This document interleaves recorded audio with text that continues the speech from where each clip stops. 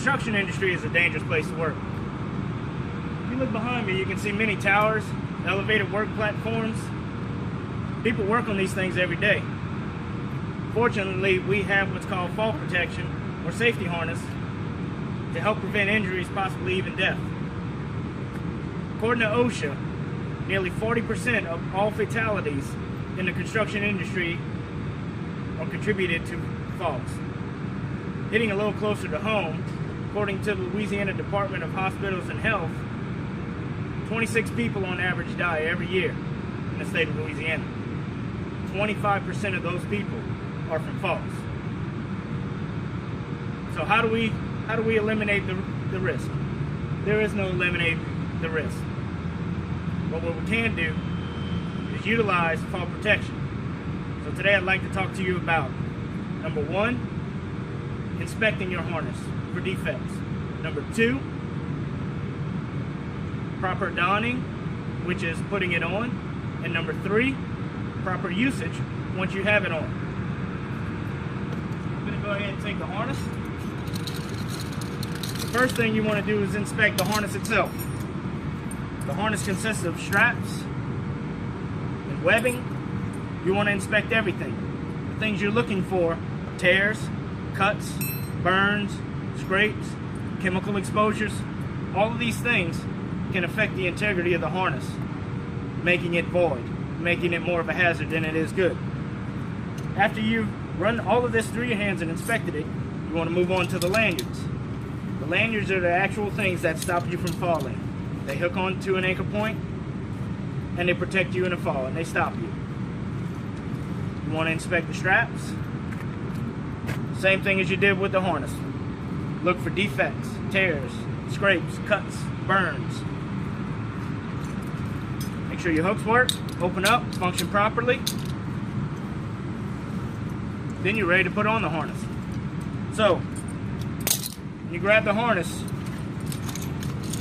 basically, like it's called, a body harness. You have two places your arms go. You want to put your arms through the holes.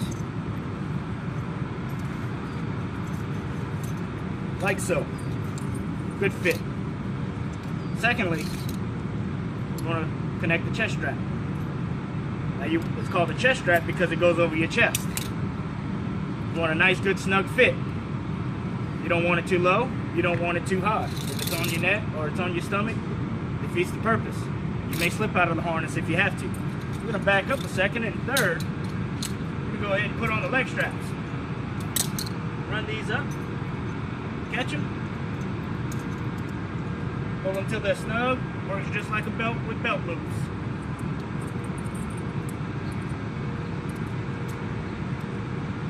Like so. Good fit. So now I've got the harness on. I've got these nice little convenient. Some have plastic. Some have metal. Little loops for you to put your hooks in. The last thing you want to do is drag your hooks around as you're walking around. It could lead to damaging them, or you could trip over them.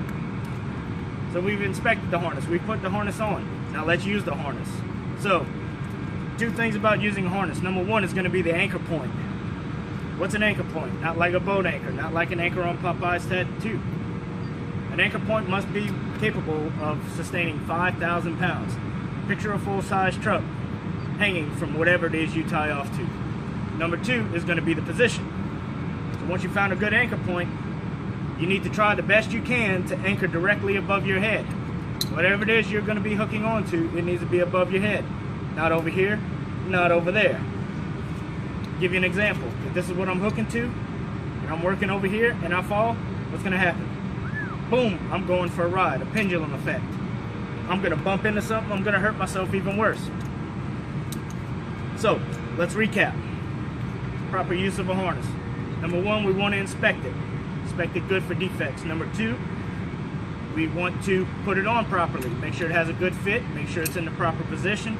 And number three, we want to properly use it.